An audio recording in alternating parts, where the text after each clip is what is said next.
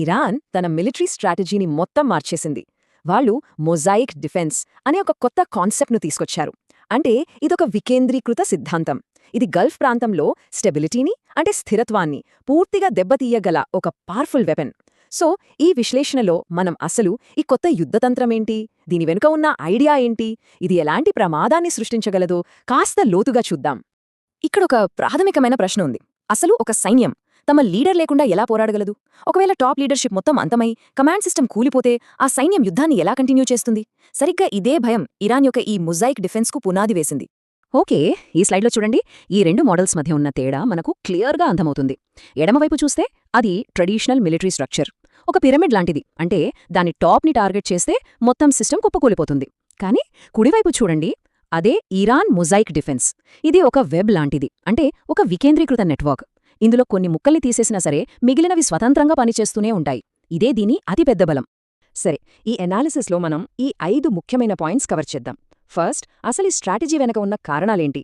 2, దీన్ని నడిపిస్తున్న ఐఆర్జీసీ అంటే ఏంటి? 3, ఇది ఐసిస్ కంటే ప్రమాదకరమా? 4, గల్ఫ్ ప్రాంతానికి ఎదురయ్యే ముప్పేంటి? ఇంకా ఫైనల్గా ఇది యుద్ధ నియమాలను ఎలా మార్చేస్తుందో చూద్దాం. ఫస్ట్ సెక్షన్, సాంప్రదాయ ఆర్మీలకి ఉన్న అతిపెద్ద వీక్నెస్ ఏంటంటే అవి central command and control system మీద ఆధారపడతాయి. ఎనిమీస్ కనుక ఈ సెంటర్ను టార్గెట్ చేస్తే మొత్తం ఆర్మీకే డైరెక్షన్ లేకుండా పోతుంది. మరి ఇరాన్ ఈ కొత్త సిద్ధాంతాన్ని ఎందుకు డెవలప్ చేసింది? వాళ్ళు చాలా ప్రమాదాలను ముందుగానే ఊహించారు. ఒకవేళ శత్రువులు వాళ్ల టాప్ లీడర్షిప్ని టార్గెట్ చేస్తే, కమ్యూనికేషన్ నెట్వర్క్ని మొత్తం నాశనం చేస్తే, లేదా ఇంకా దారుణంగా సిస్టమ్స్ని హ్యాక్ చేసి ఫేక్ ఆర్డర్స్ ఇచ్చి ఆర్మీలో కన్ఫ్యూజన్ క్రియేట్ చేస్తే, ఇలాంటి అన్ని సిచ్యువేషన్స్ని ఎదుర్కోవడానికే ఈ వ్యూహం.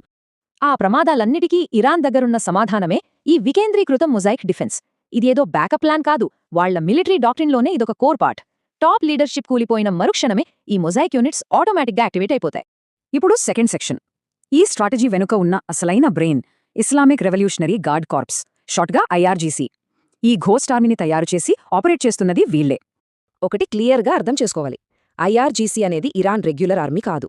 దీని మెయిన్ గోల్ దేశ సరిహద్దులను కాపాడటం కాదు, ఇరాన్లోని ఇస్లామిక్ పాలనను, దాని ఐడియాలజీని కాపాడటం. అందుకే ఇది కేవలం సైన్యం కాదు, ఐడియాలజీతో పనిచేసే ఒక పవర్ఫుల్ ఫోర్స్. ఈ స్లైడ్ ఐఆర్జీసీకి రెగ్యులర్ ఇరానియన్ ఆర్మీకి మధ్య ఉన్న తేడాను స్పష్టంగా చూపిస్తుంది. ఆర్మీ అనేది దేశానికి జవాబుదారీ, కానీ ఐఆర్జీసీ అనేది విప్లవానికి, ప్రభుత్వానికి జవాబుదారీ. అందుకే అమెరికా, ఇజ్రాయెల్ లాంటి చాలా దేశాలు ఐఆర్జీసీని ఒక టెర్రరిస్ట్ ఆర్గనైజేషన్గా చూస్తాయి.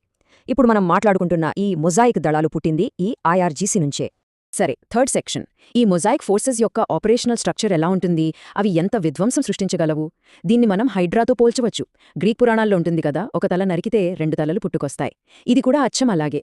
ఈ కొత్త డాక్ట్రిన్ కింద ఐఆర్జీసీ మొత్తం 31 ఇండిపెండెంట్ రెజిమెంట్స్ని క్రియేట్ చేసింది. వీటిలో ఒకటి రాజధాని టెహరాన్ను కాపాడటానికుంటుంది. ఇక మిగిలిన 30 దేశవ్యాప్తంగానే కాదు, బహుశా దేశం బయట కూడా ఎవరి కంట్రోల్ లేకుండా స్వతంత్రంగా పనిచేస్తాయి. మరి ఈ యూనిట్స్ని అంత డేంజరస్గా మార్చేదేంటి? సింపుల్, అవి టెర్రరిస్ట్ గ్రూప్స్ లాగా పనిచేస్తాయి, కానీ వాటి వెనుక ఒక దేశం యొక్క ఫుల్ రిసోర్సెస్ ఉంటాయి. ప్రతి రెజిమెంట్ స్వతంత్రంగా ఆలోచిస్తుంది. ఎక్కడ, ఎప్పుడు, ఎలా అటాక్ చేయాలో వాళ్లే డిసైడ్ చేసుకుంటారు. వాళ్లది గెరిల్లా వార్ఫేర్, టార్గెట్స్ అన్ప్రెడిక్టబుల్. కానీ వీటన్నిటినీ కలిపే ఒకే ఒక విషయం, ఐఆర్జీసీ సిద్ధాంతం పట్ల వాళ్లకున్న గుడ్డి విధేయత. ఇప్పుడు ఈ మాట వినండి, ఐసిస్ కంటే 2 నుంచి 4 రెట్లు ఎక్కువ విధ్వంసక సామర్థ్యముండొచ్చు. జస్ట్ ఆలోచించండి, ఈ పోలిక ఎంత భయంకరంగా ఉందో. ఎందుకంటే ఈ దళాలకు కంప్లీట్ ఇండిపెండెన్స్ ఉంది, పైగా వెనక ప్రభుత్వం సపోర్ట్ ఉంది. అందుకే ఐసిస్ సృష్టించిన విధ్వంసం కన్నా ఇది చాలా చాలా రెట్లు ఎక్కువ ఉండొచ్చని ఎనాలిస్టులు హెచ్చరిస్తున్నారు. ఇది నిజంగా గల్ఫ్ ప్రాంతానికే కాదు, మొత్తం ప్రపంచానికి చాలా పెద్ద ఆందోళన కలిగించే విషయం. 4వ సెక్షన్, ఇప్పుడు అసలు విషయానికొద్దాం. ఈ దళాలు గల్ఫ్ రీజియన్లోని కీలకమైన ఇన్ఫ్రాస్ట్రక్చర్కి ఎలాంటి డైరెక్ట్ థ్రెట్ని కలిగిస్తాయో చూద్దాం. వాళ్ల టార్గెట్స్ కేవలం మిలిటరీ బేసులు మాత్రమే కాదు, ఆర్థిక జీవనాధారాలు కూడా. వాళ్ల ప్రైమరీ టార్గెట్స్లో ఒకటి ఎనర్జీ ఇన్ఫ్రాస్ట్రక్చర్. గతంలో సౌదీ అరామ్కో మీద జరిగిన దాడి మనకు గుర్తుంది. అలాంటి దాడులు కేవలం గల్ఫ్ ఎకానమీలను దెబ్బతీయడమే కాదు, గ్లోబల్ ఆయిల్ సప్లైని కూడా ఆపేస్తాయి.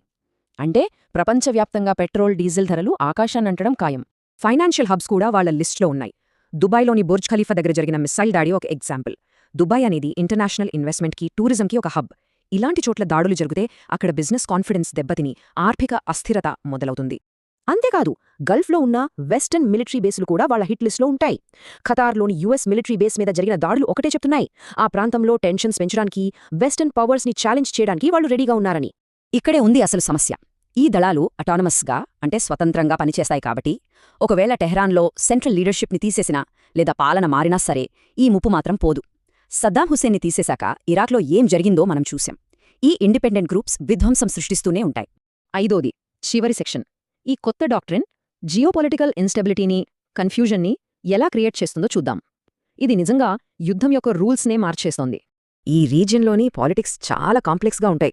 పాకిస్తాన్ లాంటి దేశాలు రెండు వైపులా ఉంటాయి. పబ్లిక్గా ఇరాన్కి సపోర్ట్ ఇస్తున్నట్టు కనిపిస్తూనే సీక్రెట్గా అమెరికాకు హెల్ప్ చేస్తాయి. ఈ డబుల్ గేమ్ వల్ల ఇరాన్ మొజాయిక్ దళాలను ఎదుర్కోవడం ఇంకా కష్టమవుతుంది. ఎందుకంటే అసలు ఎవరు ఫ్రెండ్, ఎవరు ఎనిమీ అనేది తెలియని ఒక గందరగోళ పరిస్థితి ఏర్పడుతుంది. ఇప్పుడున్న మోడర్న్ వార్ఫేర్ ఆల్రెడీ చాలా కన్ఫ్యూజింగ్గా ఉంది. ఒక ఉదాహరణ చెప్తాను. కువైట్ పొరపాటున అమెరికా యుద్ధ విమానాన్ని కూల్చేసింది. దీనే ఫ్రెండ్లీ ఫైర్ అంటారు. మిత్రదేశాల మధ్యే ఇలాంటి మిస్టేక్స్ జరుగుతున్నప్పుడు ఇరాన్ మొజాయిక్ దళాలు ఈ కన్ఫ్యూజన్ని ఇంకా పెంచుతాయి. వాళ్ళు ఎక్కడి నుంచి ఎలా అటాక్ చేస్తారో ఎవరికీ తెలీదు. దాడి చేసింది ఎవరో గుర్తించడం కూడా దాదాపు ఇంపాసిబుల్ అవుతుంది. సో మన విశ్లేషణ చివరికొచ్చేసరికి మనం మొదలుపెట్టిన ఆ హైడ్రా రూపకానికే మళ్లీ వస్తున్నాం. ఇరాన్ యొక్క మొజాయిక్ డిఫెన్స్ ఒకే సెంటర్ లేని 31 తలలున్న ఒక శత్రువుని సృష్టించింది. ఒక లీడర్ని లేదా ఒక హెడ్ క్వార్టర్ని టార్గెట్ చేసే ట్రెడిషనల్ వార్ స్ట్రాటజీలు ఇక్కడ పనిచేయవు. ఇది ప్రపంచ దేశాల ముందు ఒక తీవ్రమైన సమాధానం లేని వ్యూహాత్మక సవాల్ను విసురుతోంది. Thanks for watching Stories with Shivram channel. Please like, share and subscribe our channel. See you in the next story.